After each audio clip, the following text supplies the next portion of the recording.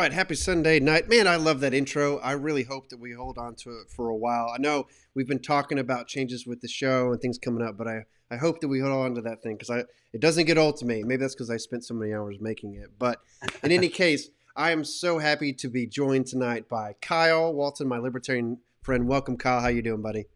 I'm doing all right, man. How are you doing tonight? Doing great, man. It's good to see you, man. You Great. look like you're doing really good. I know COVID was a beast for you, and as it has been for a lot of Yeah. people, including me. So it's good to see you, man. You look great.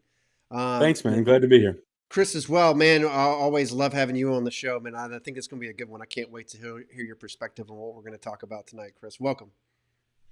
Thank you. I'm glad to be here. I agree. Kyle looks great. I also look great. Yes, you do. I just got vaccinated a Did couple you? days Okay. ago.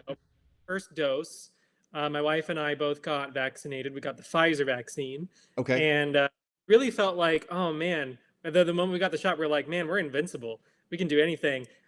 We went to the store the next day and we were like, oh, it's going to feel so much better. We're going to feel so much more comfortable walking into this grocery store. And if anything, we were just more paranoid because we're wondering, okay, what if something happens before we can get our second dose? But it's definitely something that does make me feel a little bit safer. And I recommend that everyone who can get a vaccine do so. Well, you know, Is the Pfizer the one with the government trackers in it, or the mind control? I forget which one is which. This is the one that This is the downloaded one with all the of Bill trackers Gates' in it. memories into my mind. That's right. So I highly recommend that. I think that's great.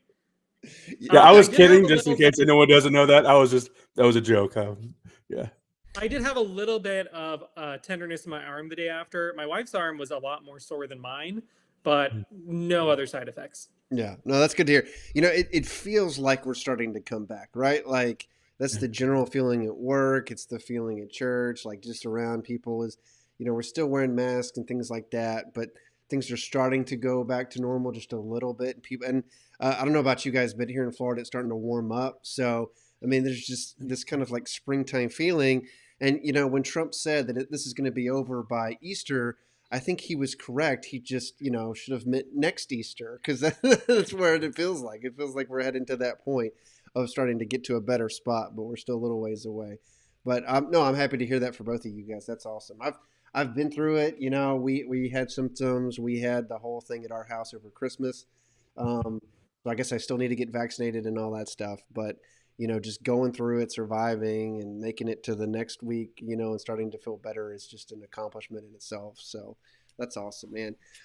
You know, the other thing is, as we start to kind of move past COVID a little bit, you know, I don't want to get too far ahead of ourselves, but it is fun to start getting into some of these deeper issues, right? Philosophically, intellectually, politically, because we spent so much time, it just felt like episode after episode, we were talking about the election. We were talking about COVID, then we're talking about the election again because it wasn't over, and then like in the midst of it, we were getting COVID. Like it's just these same two topics, and it felt like we were just being batted, you know, as a country back and forth, and as a show, it felt like we got to address this. It's what people are talking about, but it's almost a relief. Like it's not a topic that I particularly enjoy, but at least it's something new we're talking about, which is cancel culture. And it's been this way for, you know, a couple weeks now. It's like, this is in the news. This is what everybody is, at least in the circles that I keep. It's what a lot of people are talking about. And I know people have some strong feelings on it. It looks like we got about 3 or 4 folks that are watching live right now, up to 5 now. Let us know your comments. Do you think that cancel culture is a thing? Do you think that it's a good thing? Do you think it's a bad thing? Let us know your thoughts on it because we're going to spend the next 10 minutes or so talking about this. I did a podcast on Wednesday where I kind of broke down how I define cancel culture. And really the takeaway that I wanted to give people was cancel culture, no matter who is doing it, I think it's a bad thing because it makes us fragile. And that's really what I was arguing for is if you get to a point where you can't listen to someone's opinion, as long as they're giving it to you with some level of civility, if you can't let them speak, then you know, at what point does that end? How far do you let that go? Because, I mean, I disagree with my kids on stuff like what we're going to watch on TV, right? I disagree with my wife on things every day. And if you get to a point where we can't abide disagreement, it's a big problem. So I really do. I want to know your guys' thoughts on it generally, and then we'll get into some of the comments that people have had in terms of cancel culture. And then We will look at Dr. Seuss. I promise you that we will let him loose on this show. But let me start with Kyle and then go to Chris. I mean, do you agree with my definition of cancel culture? Do you think it's a bad thing, or do you think that there's some redemption in it? What do you think, Kyle? That's a good question. I would say overwhelmingly, I'm against it as a libertarian, who's someone who, definitely just agrees, or I guess promotes individual freedom almost to a level which is outside the Overton window, which might be something we talk about here Yeah. Tonight as well. But someone who just ultimately believes that freedom, the free expression of ideas, thoughts, even if they're uncomfortable, even if they're wrong, even if they are based in terrible facts or ideas or whatever, should be in the marketplace of ideas. That doesn't mean we have to take them seriously. That doesn't mean we have to, deeply consider them if they're that outrageous. But people should be allowed to have different opinions and things like that. So, of course, things that are encouraging violence, maybe not so great. We shouldn't allow that. But in general, cancel culture, definitely a bad thing. Limiting the marketplace of ideas, canceling people with different thoughts, different opinions, things like that. Has no place in a liberal society. How about you, Chris? Yeah, I mean, you ask if cancel culture is a thing. I think the question is it thing one or thing two? You get ahead of me. No, I personally don't necessarily think it is a thing, or if it is a thing, it's a thing that has always been with us and has only recently been named in a way that I find very convenient. So, like all cultures and subcultures have norms and consequences, social consequences for violating those norms. And that has been true for all of human history. The idea of shaming people for violating norms is probably one of the oldest themes in American literature. But I think that it's really only called cancel culture when it affects a certain subset of people who are going after a certain subset of other people. But as far as every culture and subculture having its own norms and consequences, you brought up, Wes, Colin Kaepernick and the treatment of him after he kneeled for the flag. We can bring up other instances such as like at CPAC, where the theme was America Uncanceled. But the year before, Matt Schlapp, who organized CPAC, said that Mitt Romney was not safe there because of his vote to impeach the president. Yeah. And then we look at state Republican parties all over the country who are censuring and canceling Republicans like Liz Cheney, who voted for impeachment, even people who don't hold any office like Cindy McCain for supporting Joe Biden. So like the norm in that subculture is supporting Donald Trump. Yeah. And if you do not support Donald Trump, if you violate that norm, you are faced with a social consequence. On the left, we have different norms and different types of social consequences. And I don't think that's anything new. And I don't really think it's anything necessarily to panic about. The disagreement is not whether we should have consequences for people who violate norms. The disagreement is over what those norms should be. You're bringing up Kaepernick, and I mean, I'll give you my experience with that. Is I remember the first time years ago that he started kneeling, during the national anthem, and it made me angry. My initial reaction was anger. Was what is he doing? Is this the type of person that's spitting on the flag essentially by what they're doing? Especially, with military experience where, we're constantly saluting the flag. And I think it's okay to someone's going to do something that shocks or anger you. But after that happened, I sat there and thought about it, and I was like, you know what? If that's what he wants to do, he loses some of my respect, but he can do that, right? He is not in the military. He's not a public servant. He's a private citizen. And if the NFL chooses to allow that as a private organization, then so be it, right? That is their. That's not. Now I'm not going to go out and buy a Kaepernick jersey for that reason. And if I had one, if I had been a Niners fan and thrown it away for that purpose, again, I can respond to that point. So there are things that are going to make people angry, and that is okay. It doesn't mean you have to agree with everyone. But when you start to go after somebody's job and you demand that they be fired, right? You demand that they not be allowed to do their job because of their political stance. That's where it gets frustrating to me, is if you get to the point where this person can't express their opinion because they might lose their job, which is in no way related to said opinion.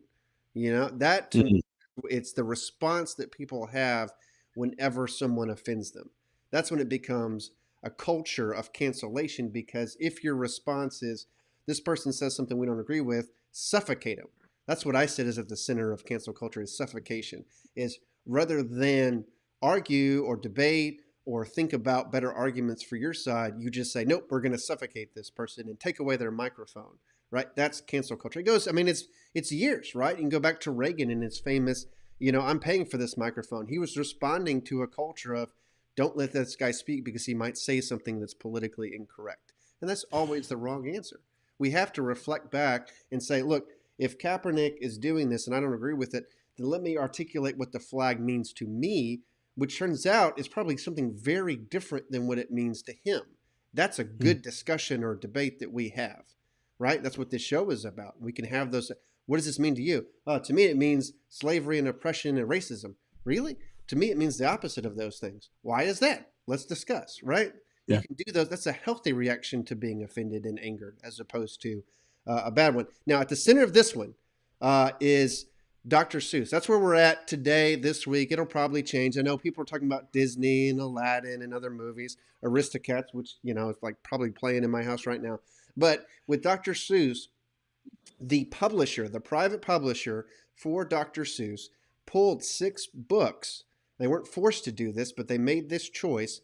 And they said it was because of stereotyped racist imagery within those books. And I put an example of that where you can see this. They got like the Chinese boy who eats with sticks, right? And you see the picture there. So it's very stereotypical. And essentially the public, press release was, it was wrong then and it's wrong now. We need to pull these books. And that's why, and Dr. Seuss would want us to do this, right? I'll give you a comment here and then we'll turn it over to you guys to see where you go with the rest of the show. Is Lena commented on this. I thought this was brilliant. Is she said, she gave us her entire opinion before the show aired. She said, Dr. Seuss was never being canceled. Not at any point in time. The man himself would most likely agree that today the drawings in question are in bad taste and outdated. He admitting to regretting several of the illustrations in his political cartoons. He was, as every human being is, a complex person with many positive and negative traits. And then she goes on to talk about the sketches in particular. And so she says, the examples that you brought up are perfect examples of this happening, and essentially that it's in the spirit of Dr. Seuss to do these things. So I leave it to you guys. What do you think? Do you agree with this? Do you disagree with this decision? How do you respond to this? How do you see people from your perspectives in the libertarian and liberal worlds, respectively? How do you see them handling this issue? Start with Chris, and then we'll go work back through. Yeah, I mean, I just said I don't think that a lot of things are cancel culture, but like this is like the most not cancel culture. Okay. Because as you pointed out, this is a publisher deciding of their own free will without much of a public campaign to pressure them to stop publishing certain material that they themselves find objectionable. I think that's just the free market. They have every right to do that. I do think Lena makes a really good point that Dr. Seuss was a complex person. And, there are some who genuinely do want to cancel Dr. Seuss and just call him, a terrible racist who no one should ever read. But I think that's a pretty vocal minority. And I think if you look at his larger body of work, I mean, Dr. Seuss went after the America First movement in the 40s and explicitly called them out for their Nazi sympathizing ways. They were a non-interventionist movement in the 40s that was very sympathetic to Hitler's Germany. And he was very much against them and very much against racism at that point in his life, despite the fact that he had drawn some very racist caricatures, including some that were definitely inspired by Blackface. So he was a complex person. I'm not in favor of canceling him outright. Personally, I don't even necessarily favor the company's decision to completely discontinue publishing the books, although I do understand it. My preferred way of handling things like this is to put a disclaimer at the beginning. And we saw this a few weeks ago when Disney Plus released The Muppet Show. I've seen that. Yeah. And they put a disclaimer, basically a trigger warning at the beginning saying, there is material in here that would not fly today.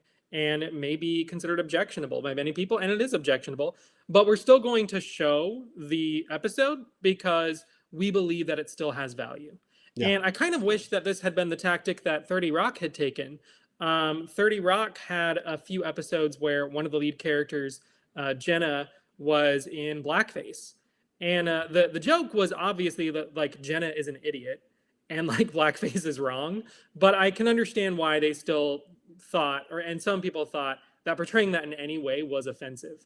However, the response was to remove the episodes, which is a shame because both of those episodes actually have some pretty interesting things to say about like race and gender. Right. There's that So suffocation piece. I wish they had just put like a disclaimer instead of completely eliminating it and taking it out of the public. That's exactly the difference. Go ahead, Kyle, and then I want to do.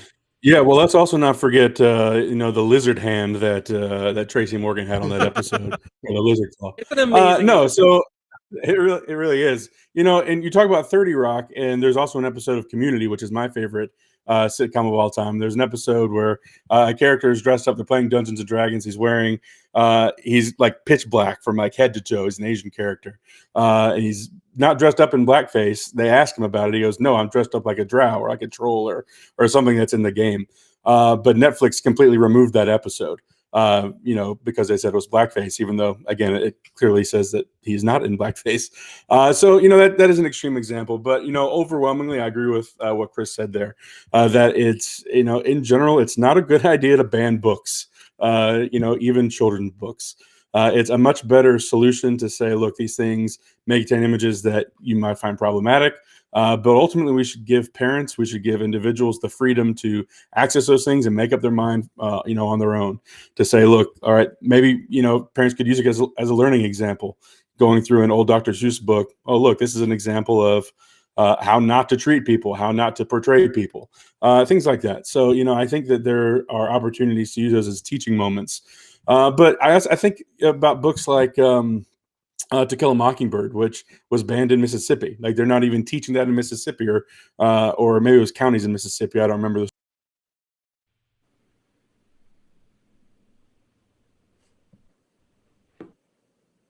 Did you guys lose his audio? I think I lost Kyle. Yes. Yeah, Kyle, we lost your audio. So, which is a Sorry about that. for me to take over. You're good. Yep. Yeah, go ahead. You're good. You're good. All right. Well, you just got suffocated. So, not by me. Not by me. He was cancel culture coming after me. What I want to add, I want to add something real quick, which is from a legal standpoint, yes, they have the right to do this, right? Like it's their books that they're responsible for. So from a legal standpoint, I understand. However, from a standpoint of, is it a smart decision? I think it's very dumb.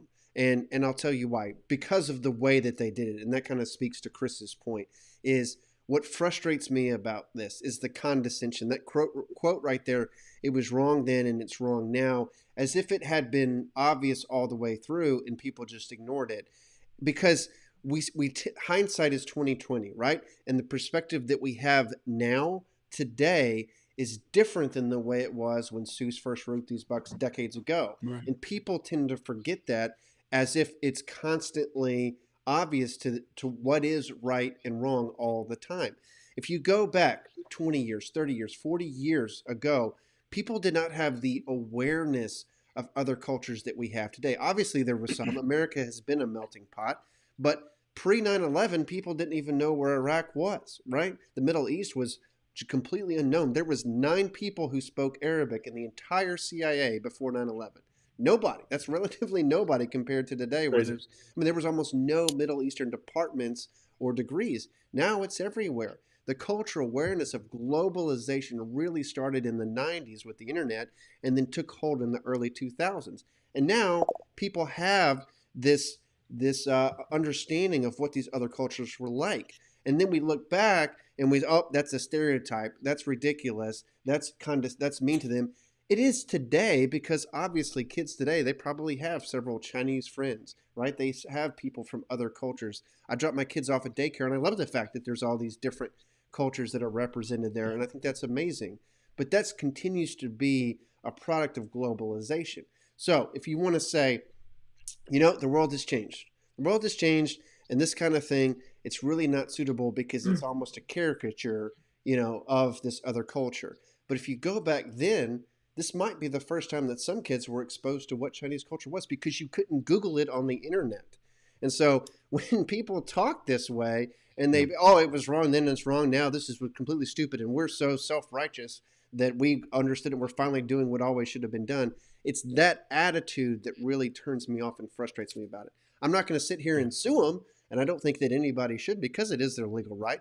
But I do think it's being handled and phrased stupidly. So I don't know, Kyle. I'll give you your voice back so you're uncanceled. Tell me if you agree or disagree. Yeah, I totally agree. Going back to what I was saying about like Atticus Finch, for example, and To Kill a Mockingbird, there are counties in Mississippi that are not even allowing that book to be read, even though the overwhelming message of that book is positive. It is to fight for justice. It's to fight against, we'll use systemic racism like it was at the time. Mark Twain, for example, has let's call it colorful language in his books as well. Sure. We shouldn't cancel those things. Those things have value, even though they contain questionable things. So we look at our founding fathers, right? People being men of their time is a common phrase. People like Jefferson, who was obviously a slave owner and did some other questionable things. Can we separate a person and his contributions? Can we separate that from the negative things in his life, or do those negative things overwhelmingly cause that person to be canceled in public culture? Well, I don't there's know. a paradigm, right? There's a paradigm Yeah. in our world, and I hope, as a strong pro-life advocate, I hope that 20 or 30 years from now, people are saying, "Man, I can't believe they ever even had partial birth abortions. I can't Yeah. believe states like Colorado clung to this for so long." I hope that 30 or 40 years from now, people are shocked that folks defended abortions that late in their life, Yeah. right? I would love that type It's a of good example, Wes. Yeah. However, I would not be the person, hopefully I live that long, I would not be the person to be like, and they never ever should have believed that at any time. That's ridiculous, and all of them are going to hell, and I hate Mhm. them. No, I'm going to sit here and think, you know what? Back in the time, Roe v. Wade was still the law of the land, and a whole lot of people were out there, Planned Parenthood and the rest.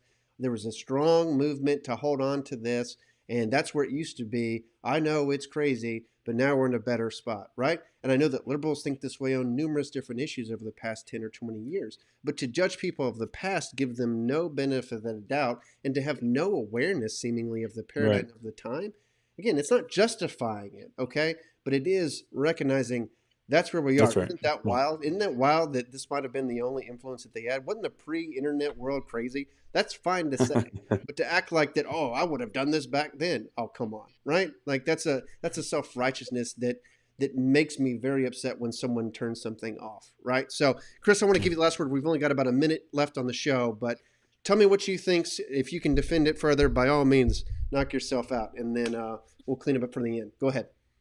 Yeah, I would just push back slightly on the Okay. idea that, like, we didn't know it was wrong back then. Well, yeah, part of the reason that we didn't know that it was wrong back then is because the voices of people of color were shut out and were oppressed and were essentially canceled. Racism was, Yeah. as Kyle said, systemic and in many ways still is. But this was something that was intentional. This was something that was done intentionally. I mean, you can look back to the Chinese Exclusion Act.